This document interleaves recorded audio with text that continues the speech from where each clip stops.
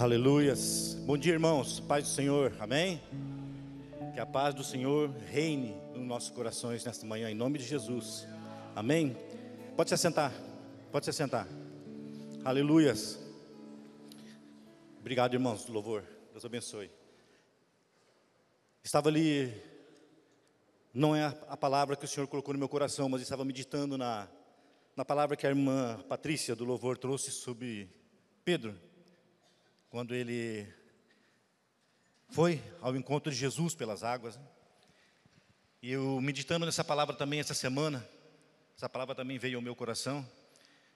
A gente percebe que os discípulos estavam com a fé abalada, porque fala que eles sentiram medo.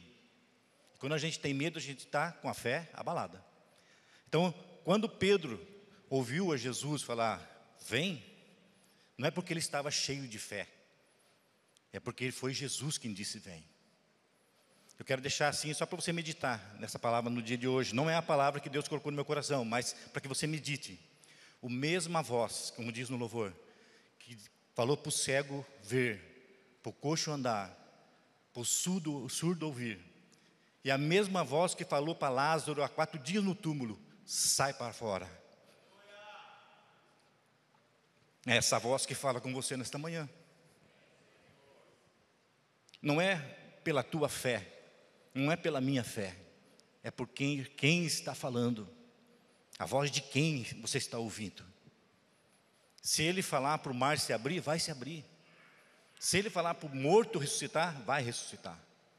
Então, para que você solidifique a sua fé em Jesus, quando ele fala, se cumpre. Não é porque se eu tenho fé, eu deixo de ter fé. Eu tenho que ter fé, mas não é a minha fé só que vai mover. É a voz de Jesus, eu ter fé para ouvir e obedecer. Amém? Glória a Deus. Amém. Jesus, em seus ensinamentos, sempre usou parábolas. Muitas vezes ele usou parábolas. Nós entendemos que parábolas, quando Jesus usou parábolas, ele contou algo natural que acontecia na época, para que trouxesse ao espiritual, para que pudesse entender. Todas as parábolas que Jesus contou era algo natural, algo que acontecia naquele momento, para que o povo entendesse quando ele trouxesse para o espiritual. E o Jesus hoje ainda faz isso muito com a gente, muito. Por muitas parábolas, por muitas histórias, por muitos testemunhos, nós somos edificados. Nós entendemos o reino de Deus. E para que a gente dê início nessa palavra, eu queria fazer uma parábolazinha, para que a gente possa entender e dar início nessa palavra. Eu queria que você meditasse e pensasse da seguinte maneira. Suponhamos que você tem um débito, está devendo algo muito grande, um valor. Eu vou falar de valores, de números, para que a gente possa entender. Talvez você esteja devendo aí uns 100 mil reais. Para mim é um dinheiro grande, talvez para todos nós, né? Estou falando de valores para que a gente possa entender. E dentro desse valor que praticamente poderia ser impagável, e isso, naturalmente hoje, no nosso dia a dia, isso correria juros e talvez virasse, como se diz, uma bola de neve. Então isso seria um grande problema, uma situação muito difícil, e muitas vezes pessoas estão até se matando, destruindo suas vidas por dívidas, por causa de dívidas. Mas, e se chegasse alguém da sua família, um amigo, enfim, alguém que te conheça, e chegasse para você e falasse, meu irmão, aquela dívida sua, não se preocupe mais, eu já paguei, está paga. Você não deve mais nada daquilo. Provavelmente nós faríamos, mas como assim? Como que eu vou te pagar? Provavelmente seria essa, eu não tenho como te pagar hoje. Não precisa me pagar. Basta ser meu amigo, basta estar comigo, basta estar junto de mim. Que a gente tenha essa amizade eterna, que a gente tenha essa comunhão eterna. Isso seria uma coisa fora do comum, fora do normal e realmente sobrenatural. Só Deus para fazer morrer alguém a fazer isso. E como seria essa pessoa para você, a partir daquele momento? Como que você ia considerar essa pessoa para você? Eu tenho certeza que seria o melhor amigo, aquele companheiro, aquela pessoa que você teria uma dívida de amor eterno. Você não ia ter como pagar uma dívida de amor, porque aí foi amor. Ele falou, você não precisa me pagar, eu não quero que você me pague. Então é amor, é uma dívida de amor. E por que eu estou criando essa parábolazinha, essa história? Para que nessa manhã Jesus, o Espírito Santo, fale com você. Existia uma dívida na sua vida. Você era devedor. O pecado tomava conta da minha vida e da tua vida. E isso era uma dívida no reino espiritual, impagável. Não se tinha como pagar, a não ser por um sacrifício. Para que traga à nossa memória essa dívida, o que é essa dívida? Eu sei que provavelmente nós já entendemos o que é essa dívida, mas que o Espírito Santo traga a mim e a tua memória. Deus, quando Ele formou o homem, Adão, e a mulher, a Eva, Ele fez com um grande propósito. Deus não fez simplesmente como uma experiência. Vou fazer o homem e a mulher para me ver o que vai dar. Não. Deus criou com um grande propósito. Um propósito de vida, um propósito de família. Deus, quando criou o casal, Ele criou para que vivêssemos em paz num paraíso. Era o paraíso, Ele estava ali no Jardim do Éden. E Deus só deu a seguinte, simplesmente falou para eles: olha, eu estou lhe dando tudo isso, mas eu só quero o quê? Obediência, amor, dedicação. É isso que eu peço para vocês. E aonde foi que essa dívida surgiu em nossas vidas? Foi quando o pecado entrou no coração do homem. Passamos a ser devedores no reino espiritual, de uma dívida impagável. Não tem como pagar, porque o preço no reino espiritual é sangue, preço de sangue. Tanto que Deus, quando libertou aquele povo do Egito, 400 anos de escravos ali, Deus começou a ensinar esse povo, porque Deus não desistiu do homem. Mesmo ele errando e pecando, Ele não desistiu. Havia uma dívida do homem, mas Deus não desistiu do homem. Deus continuou firme com o propósito de ser o homem uma bênção. Deus não desistiu de abençoar o homem, ou a mulher, no caso, o casal, a família. E Deus tira aquele povo do Egito. Eu estou resumindo para que a gente chegue, para a gente possa abrir a palavra de Deus e dar continuidade. Deus tira aquele povo do Egito e começa a trazer simbologias do que Deus ia fazer lá na frente, para que o preço fosse pago. Deus começa, Moisés, em sua caminhada com aquele povo, começa a ensinar aquele povo que para perdoar os pecados precisava separar um cordeiro macho, sem mácula, sem mancha, sem defeito. Esse cordeirinho era separado, morto, sacrificado, o sangue aspergido pelos pecados. Para que você traga à tua memória, a Páscoa, na instituição da Páscoa, a primeira Páscoa, Deus mandou que matasse um cordeiro, tirasse o sangue, passasse nas ombreiras, para que a morte não chegasse àquela casa, a casa dos filhos de Deus. O preço do sangue. Então aquele povo, ele vinha entendendo que o sacrifício pelos pecados era uma morte de um cordeiro e sangue. Era esse o preço a ser pago. E com certeza Deus já sabia. Com certeza Deus sabia, preparou a Jesus, sabendo que nós não pagaríamos essa dívida. Não pagaríamos essa dívida não teria como ser paga. Porque se Deus hoje pedisse para mim e para você, e falasse: Pastor Luiz, ou Igreja Ágape, para que o pecado de vocês seja perdoado, vai ter que haver derramamento de sangue. Ou do pastor: Pastor, você que está no púlpito, é o teu sangue que eu quero, pela vida desse povo. Provavelmente eu ia relutar contra isso, irmão. Com certeza, eu ia relutar.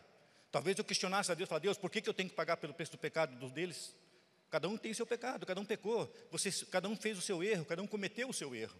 Mas eu tenho que pagar? Deus falou: não, eu vou mandar um cordeiro. Como João Batista disse, o cordeiro santo de Deus, que tira o pecado do mundo. E esse preço impagável, Deus, sabendo disso, preparou quem? A Jesus. Jesus veio como um cordeiro santo para ser sacrificado. Vocês pensem, eu peço que o Espírito Santo hoje traga à tua memória toda a palavra de Deus e tudo que for ministrado, para que você valorize. Nós estamos para comemorar o nascimento do Cordeiro Santo de Deus, o aparecimento do Cordeiro Santo de Deus. Nós vamos comemorar o nascimento dele.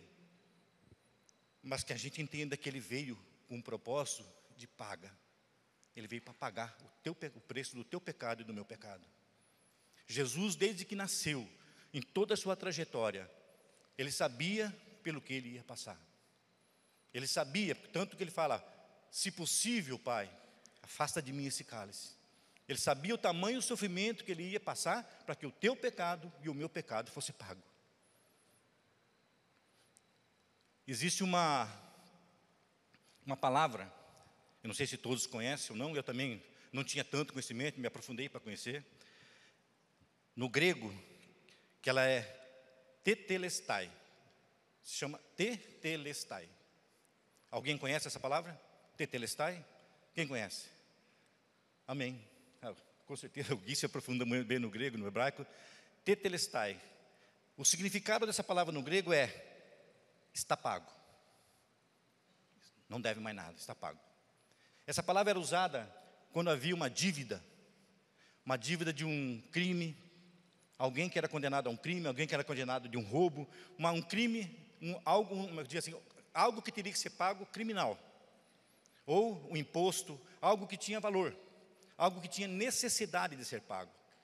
Então, quando era paga essa dívida, era escrito no final desse recibo, ou desse contrato, tetelestai, está pago. Jesus, quando ele veio, ele fez isso.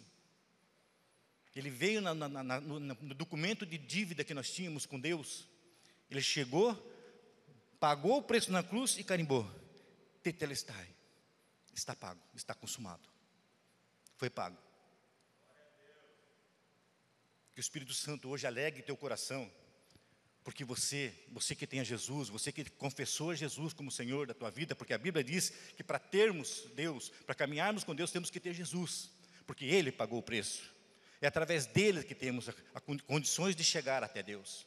Então, que você valorize, porque o teu recibo de dívida, tua cédula de dívida foi carimbada por Jesus. Está pago, Satanás, eles não devem mais nada. O preço do erro agora eu estou pagando. Eu sou o cordeiro sacrificado. Eu fui morto, mas eu ressuscitei e agora eles são meus. Eu tenho a chave do inferno e da morte. Você não tem mais domínio sobre o povo. Para você pensar o valor disso tudo. Para você pensar o valor da morte de Jesus. Nós éramos devedores, você tinha uma dívida impagável, não tinha como você pagar. E ele chega e fala: eu paguei. E agora, Jesus, como eu faço para retribuir? Ande comigo, me ame, me obedeça, tenha-me como Senhor. Se eu sou o teu Senhor, como diz em Mateus, faça aquilo que eu mando. Simples. Eu tenho certeza que aquela dívida que colocamos como exemplo no começo, alguém chegasse e falasse: olha, se você for meu amigo, se você caminhar comigo, se você tiver comunhão comigo, eu pago a tua dívida. Eu tenho certeza que era na hora, meu irmão. Na hora a gente ia falar: tá, pode pagar, que eu vou caminhar com você o resto da minha vida. Ou eu estou enganado? Não, agiríamos assim, irmão, porque seria uma dívida impagável, algo que traria solução para o nosso problema. Amém? Glória a Deus. Abre comigo em Isaías, capítulo 53.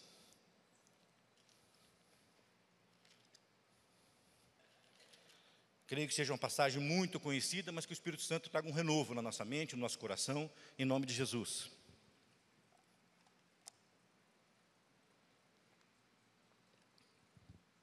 Aqui o profeta Isaías está profetizando, falando sobre Jesus, sobre o que Jesus passaria pela paga dos nossos pecados. Isaías 53, versículo 4. Verdadeiramente, Ele, Jesus, tomou sobre si as nossas enfermidades, as nossas dores, levou sobre si e nos reputamos como aflito, ferido de Deus, e nós o reputamos como aflito, ferido de Deus e oprimido. Mas Ele foi ferido pelas nossas transgressões e moído pelas nossas iniquidades. O castigo que nos traz a paz estava sobre Ele, e pelas suas pisaduras fomos sarados. E no versículo 6 fala: todos nós andávamos desgarrados como ovelhas, cada um se desviava pelo seu caminho, mas o Senhor fez cair sobre Ele a iniquidade e a nós todos. Ele foi ferido, Ele foi moído, Ele passou por todo esse processo. Por quê? Pelas nossas transgressões, pelos nossos pecados. O castigo que caiu sobre Jesus, que hoje nos traz paz, veio sobre Ele. Veio sobre Ele. E qual é o valor que tem que ter em nossas vidas esse castigo que caiu sobre ele? A Bíblia fala que ele não tinha aparência e nem formosura. O que significa? Pensa numa pessoa sem aparência e sem beleza. Assim estava Jesus ao caminho do Gólgota, ao caminho do sofrimento, ao caminho da paga de cruz. O seu rosto era desfigurado, ele não tinha aparência porque foi moído. Às vezes a gente assiste um filme, muitas vezes a gente assiste um filme chamado Gospel, né? Que tem a morte de Jesus, a crucificação. Teve um tempo atrás aí que diz que chegou bem próximo, ou próximo, do que Jesus passou, mas que não se iguala. Não tem como imaginar a feição e o que Jesus passou. Era irreconhecível, Jesus estava irreconhecível, ele estava moído, ele não tinha aparência e nem beleza. O que significa beleza? Não é essa beleza externa que nós temos. Eu creio que o povo não conseguia olhar para Jesus e ficar fixo a olhar nele. Aquilo não dava prazer, não tinha alegria, não tinha como olhar para aquela pessoa toda desfigurada. E por quê? Porque ele errou? Porque ele merecia? Aquele lugar era meu e seu. O lugar de Jesus ali era meu e seu. Porque nós erramos. Nós cometemos o pecado. Foi nós que não obedecemos a lei que ele estipulou. E por que ele pôs a lei? Talvez eu escuto muitas pessoas falando, mas espera aí, pastor, era no Antigo Testamento e as pessoas não estavam na graça, estavam debaixo da lei. Espera aí, Deus, a palavra de Deus é bem clara, a lei veio como um aio. A lei veio como um aio, significa condutor, alguém que conduz. A lei veio para conduzir. Eu creio que tem muitas pessoas, hoje aqui na igreja, nós temos muitas pessoas formadas. Fizeram faculdade, já estão formadas, glória a Deus. Mas isso não pegaram do dia para a noite. Houve um tempo de estudo, um tempo de aprendizagem, para chegar lá na frente e falar, agora eu sei, agora eu entendo. A lei veio para ensinar esse povo, porque eles estavam ali vivendo como escravos, 400 anos como escravo. Qual era a mente desse povo quando saiu do Egito? Mente de escravo. 400 anos escravizado, como que mudaria a mente? Deus tinha o poder para isso, mas tem o poder para isso. Mas Deus não ia mudar assim, Deus queria que eles aprendessem. Deus estava ensinando esse povo a como caminhar. Moisés, eu vou dar as leis para você. E você passa para esse povo. Por quê? Porque lá na frente, eles vão entender que tem um Cordeiro de Deus, Jesus Cristo, que vai passar por eles, vai pagar o pecado deles. Mas eles precisam entender o que é que Jesus vai fazer. Porque se não eles tivessem aprendido o que era lei e o que é pecado, como que eles saberiam que Jesus ia pagar o preço? Que preço era esse que Jesus ia pagar? Do quê? Nós não estamos errados. Quando a gente não conhece o erro, a gente fala, não está errado, né? Eu não estou. Eu lembro que quando eu não conhecia Jesus, falava assim, olha, fumar faz mal. É errado fumar. Sabe o que eu falava? Eu não estou prejudicando ninguém, estou prejudicando a mim mesmo. Beber é errado. Por que é errado? Eu pago com o meu dinheiro. Não é assim que a gente fala? Porque nós não entendemos, não conhecemos o erro daquilo. Então o povo não entendia o que era o erro, mas Deus falou, eu estipulo uma lei, eu vou mandar uma lei, Moisés, e eles vão entender o que é erro, o que é certo e o que é errado, para que lá na frente eles possam entrar na terra prometida, que eles possam participar da vida que eu tenho preparado para eles. E já nós entendemos e sabemos que esse povo, com essa mentalidade presa ao mundo, presa ao Egito, todos que saíram daquela geração, só entrou Josué e Calebe. Nenhuma daquela geração entrou na terra prometida. Só a geração nova, aqueles que nasceram daquela geração. Esses entraram. Por quê? Porque entenderam. Se você for ver do Antigo Testamento, no Pentateuco, os 5 livros, 5 primeiros livros, Deus ele só vai falar de amor lá em Deuteronômio. Ele conduz aquele povo com mão forte, traz aquele povo do deserto, supre a necessidade daquele povo. Mas quando chega lá em Deuteronômio, quando o povo vai preparar para entrar na terra prometida, aí Moisés fala assim, Deus fez isso por vocês por amor. Vocês não estão entendendo, povo, vocês não estão entendendo. Todo esse processo de libertação, todo esse processo saindo da escravidão, Deus fez isso por amor. Deus não fez por obrigação ou porque vocês merecem, fez por amor. Jesus Cristo não foi para a cruz porque eu sou merecedor ou porque você é merecedor. Jesus Cristo não foi para a cruz porque eu tinha que ficar bem, eu tenho que ficar bem. Jesus Cristo foi para a cruz porque Ele te ama.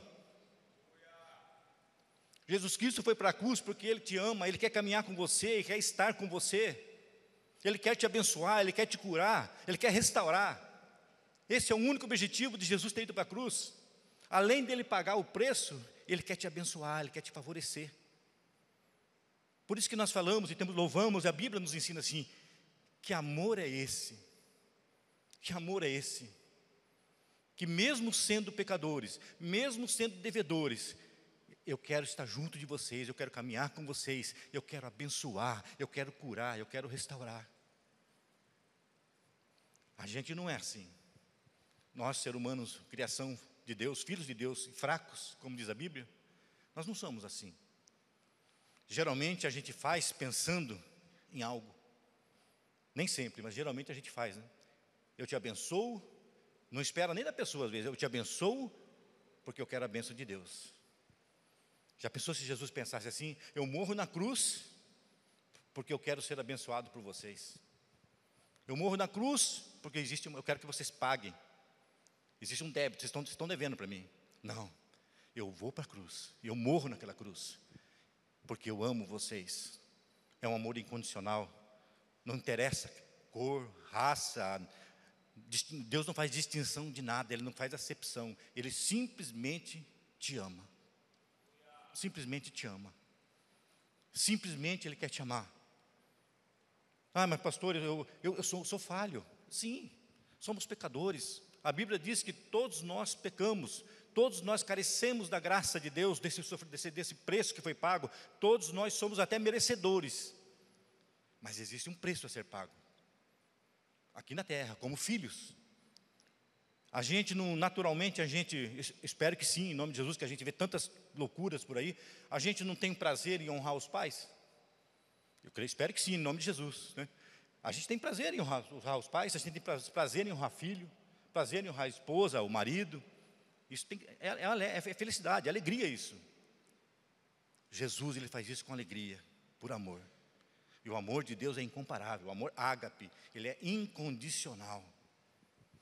Ele olha para mim, quando o pastor Luiz comete algum erro, ele fala: filho, você está errando, sai desse caminho.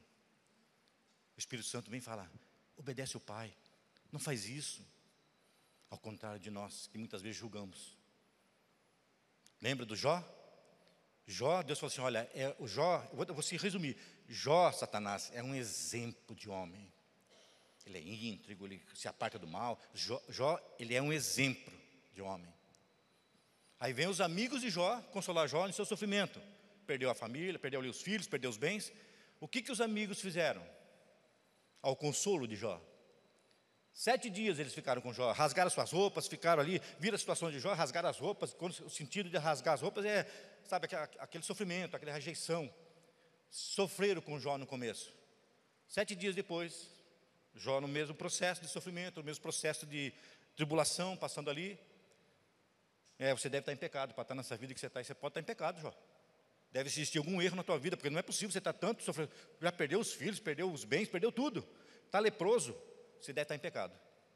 E que Deus falou de Jó? Qual era a visão de Deus para Jó? Íntegro, reto, se desvia do mal. Mas os amigos estão em pecado. Olha o julgamento do homem e olha a visão do homem e a visão de Deus. É diferente, né, meu irmão? O amor cobre multidões de pecado. O amor é paciência, ele tem paciência, ele é amoroso, enfim, o amor ele cobre, ele protege. É o que Deus faz. Jesus Cristo, Ele faz isso, Ele nos ama tanto que Ele nos abraça, Ele fala: filho, vem comigo, caminha comigo. Mas Senhor, está difícil, mas eu estou com você. Aí Ele vai falar como falou para Pedro: vem, simplesmente vem, porque eu paguei o preço. Satanás está te acusando, você não é devedor de nada. O preço já foi pago, você não deve nada não. Eu já paguei esse preço, sai dessa. E a gente às vezes é dominado, levado pelas falácias de Satanás, pelas falácias de demônios. Você não serve, você não dá certo, você nunca vai dar certo, você nunca fez nada certo. Espera aí, meu irmão, você tem Jesus, você tem o autor e consumador da tua fé, você tem aquele que tem a chave da vida e do inferno. Ele manda em todas as coisas foi feito por Ele, para Ele, e são dele, e você é dele. Satanás não pode te acusar. É isso que você tem que ter certeza no teu coração. Eu não recebo acusação de Satanás porque já foi pago o preço. Eu não devo mais. Porque enquanto a gente é devedor, eu sei que a gente às vezes faz dívida mesmo. Quem não tem uma dívida, você paga. E quando você tem aquele período, de repente você atrasa um dia, 2 dias, dá até vergonha de olhar para a pessoa, é ou não é? Você vai passar pela pessoa, você fala, meu Deus, já estou 2 dias atrasado com a dívida que eu tenho que pagar. Não é assim? Constrange a gente. Satanás não pode te constranger, ele não pode colocar constrangimento em você, porque já foi pago. Não deve nada. E quando ele vier com as suas falácias, quando ele vier com acusações, você vai falar assim para ele, Satanás, a dívida que eu tinha com você foi paga. O meu Senhor pagou. Eu não sou devedor em nada para você, porque hoje Ele reina na minha vida, Ele reina na minha família, Ele reina no meu trabalho. Aonde eu estou, Ele está comigo. O autor e consumador da minha fé, aquele que pagou a minha dívida, anda comigo, não larga de mim. Agora, como diz em Efésios, Ele vai fazer o quê? Ele não está dentro da tua casa, Ele não está dentro, talvez, do teu lado, mas Ele vai começar a lançar dardos inflamáveis, quando fala em Efésios. Ele lança dardos. Todos sabem o que é um dardo? O que é um dardo aí? Para quem não sabe, é isso, o irmãozinho fez o gesto ali, aquele dardinho que a gente joga no alvo, aquilo é um dardo. E ele geralmente quer acertar o alvo. Então em Efésios fala que ele lança dardos inflamáveis. Quando você está na tribulação, você está ali passando por uma situação de dívida, ele lança um dardo falando, você não é capaz, você não vai pagar essa dívida aí, você não tem possibilidade. Quando você está passando uma dificuldade financeira, ou amorosa, ou sei lá, família, ele vai lançando dardos. Isso não vai acontecer, você não tem possibilidade, você não vai conseguir. E os dardos começam a bater aqui. E na sequência de Efésios fala, revestidos de toda a armadura de Deus. Para que você possa enfrentar o quê? Os dias maus. Porque vai ter os dias maus. Se a Bíblia está falando que vai ter dias maus, vai ter dias maus. Vai ter os dias que você vai levantar de manhã, glorificando, exaltando, vai passar o dia adorando, escutando louvor, mas vai ter o dia em que você vai levantar na guerra, na batalha, na luta. Aí Deus fala assim, filho, se revista da armadura, porque Ele vai atacar. Ele vai vir para cima. Ele vai aproveitar o momento que você está frágil para te lançar dardos inflamáveis. E quando Ele lançar o dardo e você tiver com a armadura, sabe o que vai acontecer, meu irmão? Pensa aí numa armadura literalmente, capacete aqui. Você vai estar passando pela luta, mas com a armadura. O dardo vem, bate, e você fala, eu te repreendo em nome de Jesus. Cai. O dardo vem e fala, você não vai conseguir. Eu vou conseguir, porque o meu Senhor está comigo. Bate e cai. Agora, quando nós aceitamos, ele bate, aquilo fica na mente, e se descer para o coração, meu irmão, se você der firmeza naquilo, se você deve colocar fé em cima daquilo que o diabo está falando, ele desce para o coração, e aí entra aquela questão que nós conhecemos hoje muito, depressão, muita depressão, pessoas passando por momentos difíceis,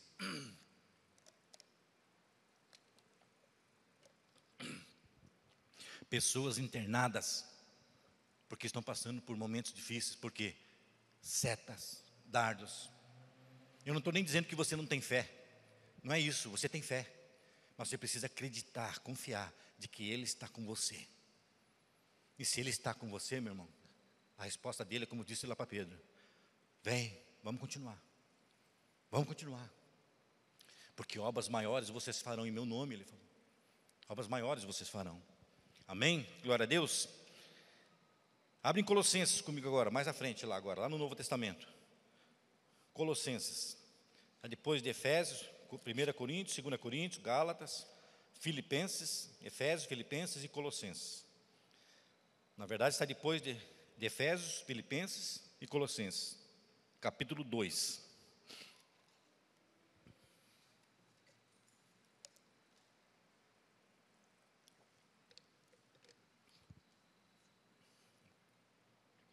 Colossenses, capítulo 2, nós vamos ler do versículo 13. Amém? Todos acharam? Amém? Aleluia, amém. Vamos lá.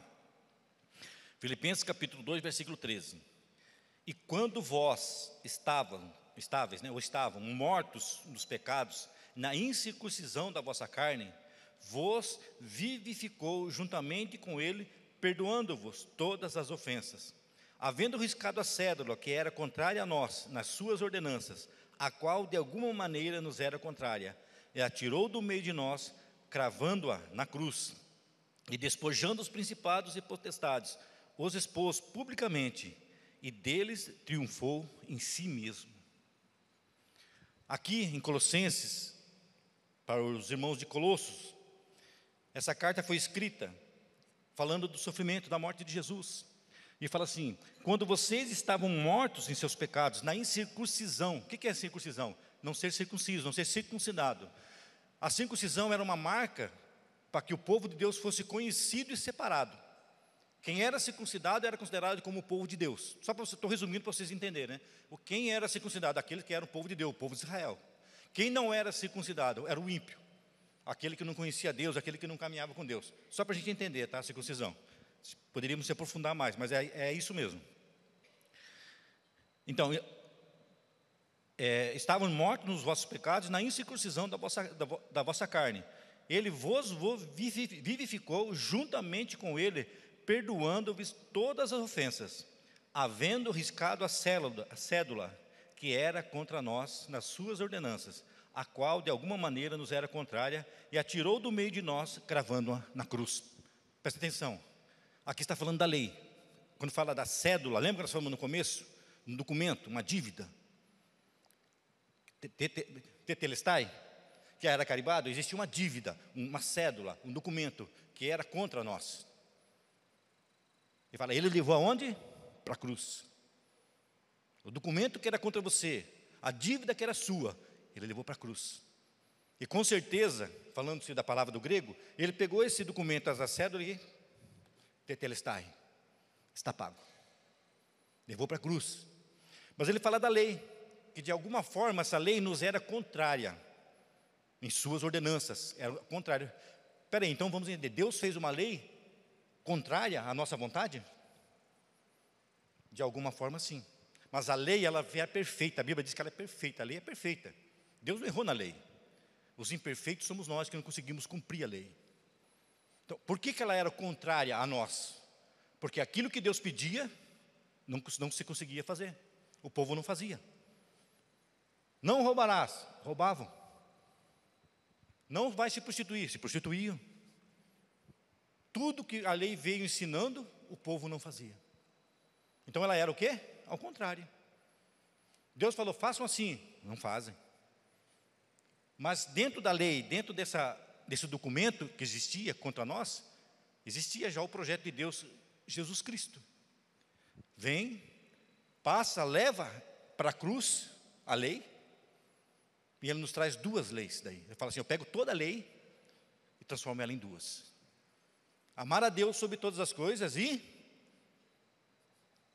quem? A mulher? Amar o filho?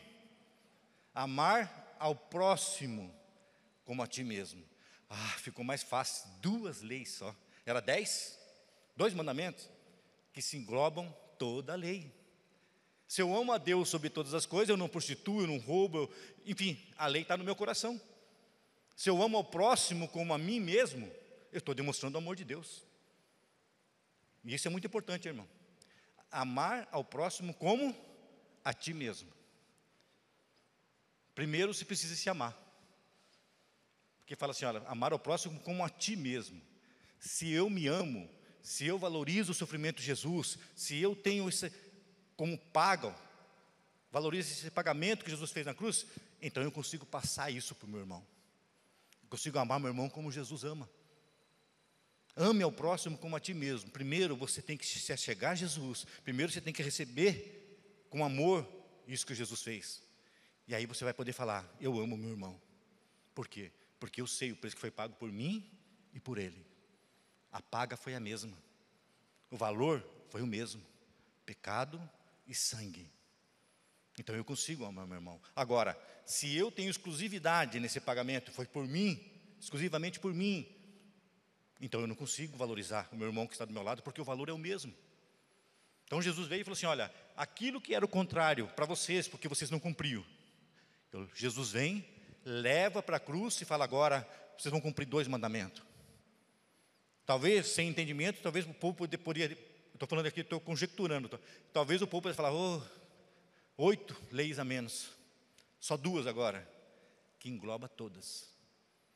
Tiago capítulo 2, não precisa abrir, Tiago capítulo 2, versículo 10 fala assim: aquele que cumpre todo o mandamento, todo, mas se ele errar num ponto só, vamos pegar, dar um exemplo, dos 10 mandamentos, eu cumpro 9, que bom, pelo menos 9, né? Faltou só um. Tiago fala, aquele que cumpre todo, mas erra num ponto, paga pelo restante, paga pelos 9 que cumpriu. Não existe meio termo para Deus, não existe meia paga, ou cumprimos, ou fazemos, ou não fazemos. Como diz lá em Apocalipse, ou você é quente, ou você é frio, porque morno, Deus vomita. Já pararam para pensar o que é vômito? O vômito é uma coisa meio, para mim é bem nojento, eu não gosto muito dessa questão de vômito não, mas o que é o vômito? É uma rejeição, é algo que entra no teu estômago, no meu estômago, o organismo rejeita e joga para fora, não aceita lá dentro. E Deus fala assim, ou é quente, ou é frio, porque morno, eu jogo para fora, eu vomito, morno não fica.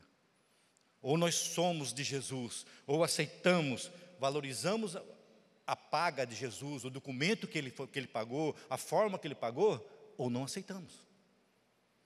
Mas eu consigo, eu valorizo a morte de Jesus. Mas você tem ele como Senhor? Ainda não. Então não valorizou. Eu só valorizo a morte de Jesus, o preço que ele pagou na cruz, quando eu falo, Senhor, eis-me aqui, eu sou seu. Senhor, eu estou passando por dificuldade, o Senhor está comigo. Senhor, a ventania no barco está forte, mas eu estou com vocês. Lembra que ele falou para os discípulos, mestre, acorda, nós estamos indo a pico, o barco vai afundar. Homens de pouca fé. Sabe aquele que provavelmente Jesus disse, eu estou com vocês, eu estou aqui dentro do barco, a tempestade vai vir, não tem como, é inevitável, mas eu estou no barco.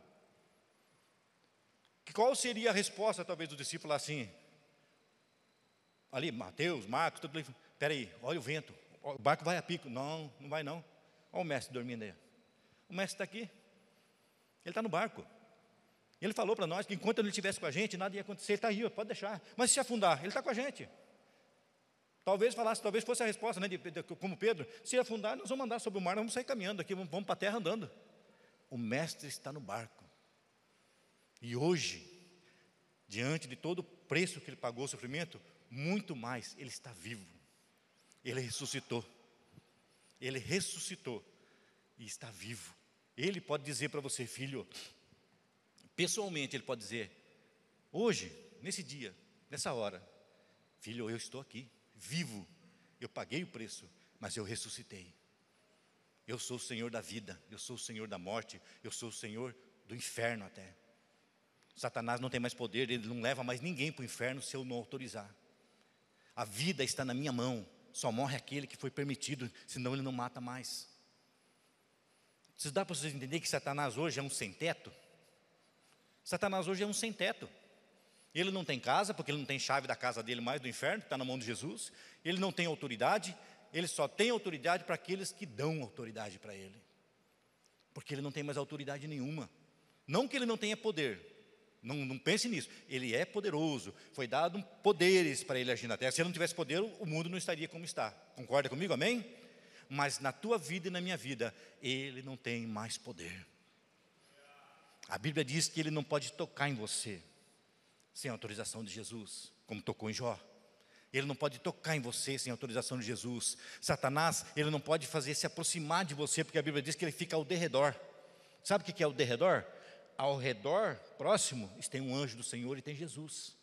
Ao derredor está Satanás, longe. Sabe quando ele vai se aproximar?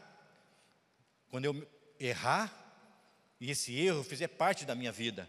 Então, ele dá uns passos, ele se aproxima um pouco mais, porque eu dei autorização. E Deus dá esse livre-arbítrio. Ou nós somos ou não somos. Ou queremos ou não queremos. Deus dá esse livre-arbítrio. O Espírito Santo vai interceder com gemidos inexprimíveis, para que eu fique na presença de Deus, para que eu seja fiel. Mas é uma coisa que eu decido. Deus não me obriga a ficar com Ele. Deus não me obriga a valorizar o sofrimento de Jesus. Da mesma forma que Ele entregou, Ele fala assim, em João Ele fala, porque Deus amou o mundo de tal maneira grande que deu o seu Filho único, para que todo aquele que nele crê não pereça, mas tenha vida eterna. Qual é o objetivo da morte? Não pereça, vai para o inferno, mas tenha vida eterna. Então o grande valor, o grande paga de Jesus foi para que você esteja com Ele na glória. Então existe, Deus amou o mundo de tal maneira que Ele deu, Ele não cobrou, Ele deu o Filho. Mas para que Ele deu o Filho? Para que todo aquele que creia em Jesus não pereça, mas tenha vida eterna. E a Bíblia fala assim, de que adianta o homem ganhar o mundo todo e perder a sua alma? Então a paga de Jesus é a glória. A paga de Jesus na cruz é para que você vá para a glória. Não é para que você seja milionário, não é para que você seja feliz aqui nessa terra, é para que você vá para a glória, morar com Ele. Amém? Glória a Deus. E mais, ele fala assim em João mesmo, João capítulo 1, versículo 12. Né? Vamos ler lá, João, volta comigo lá agora, vamos ler esse versículo. João capítulo 1. Bem conhecido também, conhecemos bem. João capítulo 1, versículo 12 fala assim, mas, vamos ler antes um pouquinho, no 11. Veio para o que era seu, e os seus não o receberam, fala do povo judeu, do povo de Israel. Mas a todos quantos o receberam, deu-lhes o poder de serem feitos filhos de Deus, aos que creem em seu nome. Todos quantos crerem. Creem em quê? Crê que Jesus é o Filho de Deus, que Jesus pagou o preço na cruz por você, que Jesus te comprou e você pertence a Ele. A todos quantos crerem, deu-lhes o quê? Poder. Olha para você ver que maravilhoso.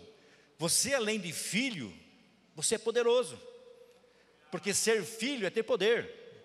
A todos quantos creram, deu-lhes o poder de ser filho de Deus. Saiba que você como filho obediente, você como o filho que reconhece a forma que você foi comprado, sabe como foi pago a dívida que você tinha, você tem poder no reino espiritual. Sabe como Satanás vê você no reino espiritual? Com um brilho, com um filho. Você lembra aquela passagem daquele demônio gadareno, aquele rapaz que estava ali, que era de Gadara, estava demoniado? Quando ele se aproxima, Jesus se aproxima dele, que está em cima de um sepulcro, o que ele fala? Que tenho eu contigo, filho do Altíssimo. Eu não tenho nada com você.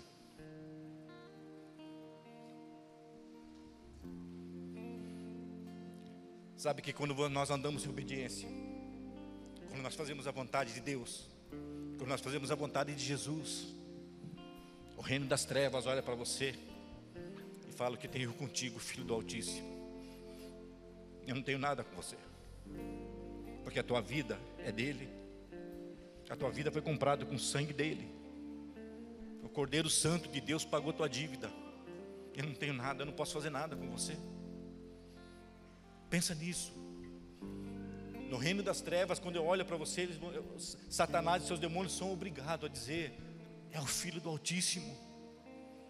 Ele é filho do Todo-Poderoso. Ela é filha do Todo-Poderoso. Eu não posso fazer nada. Rapidamente eu quero contar um testemunho para vocês de um irmão que já se foi. É curto, rapidamente, sobre isso. Esse irmão, ele pertenceu à nossa igreja. Ele já foi para a glória. Creio que está na glória com o Senhor.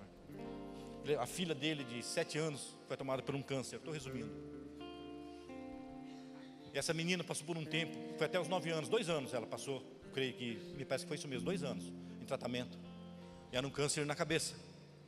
Essa menina, os olhos dela foram virando, ela já não enxergava mais. Ela passou por um processo muito doloroso. Mas é uma menina que conheceu Jesus, uma criança que conheceu Jesus, caminhou com Jesus. E essa criança, nesse período que passou de doença, pais tiveram que ir para São José, para tratamento, foram morar em São José por causa do tratamento dessa criança, que ficava mais fácil lá. E ele teve que procurar trabalho. E ele conta que um dia ele estava fazendo um rebocando uma parede de uma igreja, em São José dos Campos, uma igreja num lugar alto. E do lado da igreja tinha um centro espírita. Um centro espírita. E ele estava no andaime trabalhando. E ele não tinha comentado nada com ninguém, a não ser com pastores, com a família. Aquele senhor que estava do lado no centro espírita não conhecia ele. E no período que ele está trabalhando, aquele senhor lá embaixo chega e grita para ele e fala assim: ei, você quer que a tua filha te salve? Se salve, quer que a tua filha seja curada? Traga ela para mim. Traz ela para mim. Centro espírita, diabo atrevido. Ele parou, pensou, lógico que ele queria a cura da filha. Lógico que era uma tentação para a mente daquele homem, para o coração daquele homem. Ele parou, meditou, e o Espírito Santo de Deus falou: fala para ele que ela está na mão de Deus. E ele falou: obrigado, a minha filha está na mão de Deus. Sabe o que aquele senhor respondeu? Eu falo senhor porque é lógico que ele estava sendo usado pelo inimigo, mas aquele senhor respondeu: se está na mão de Deus, eu não posso fazer nada então. Essa é a resposta do diabo. Está na mão de Deus? Eu não posso fazer nada não. Se está na mão de Deus, eu estou limitado. Eu não posso tocar. Por quê? Porque eu estou lidando com a menina dos olhos de Deus. Deus tem um zelo tremendo por você, meu irmão. Deus, Ele te ama tanto que Ele tem uma menina dos olhos. Nem você, nem eu, você não consegue tocar na menina dos teus olhos. É ou não é verdade?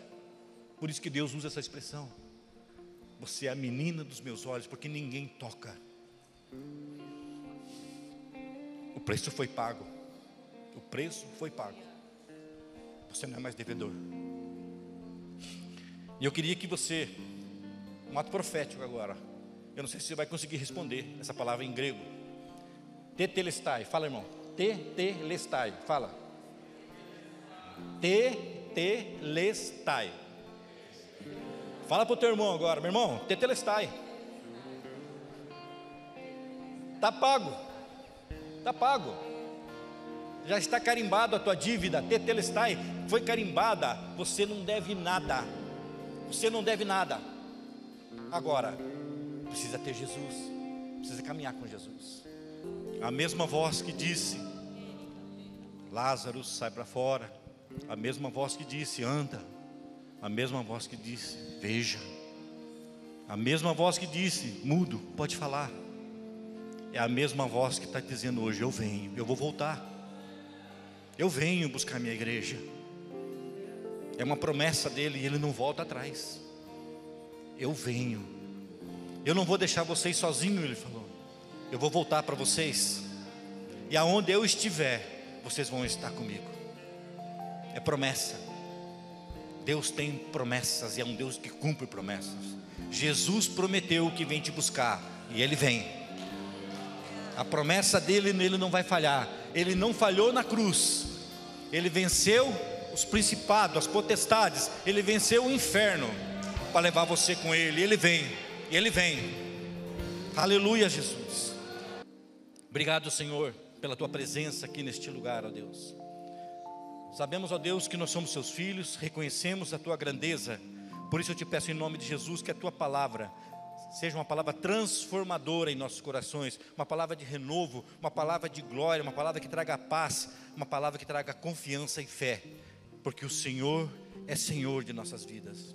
Em nome de Jesus, leva-nos de volta para os nossos lares, para os nossos afazeres, ó Pai, e que esse dia seja um dia glorioso diante da Tua presença, e a Tua presença seja a essência nesse dia.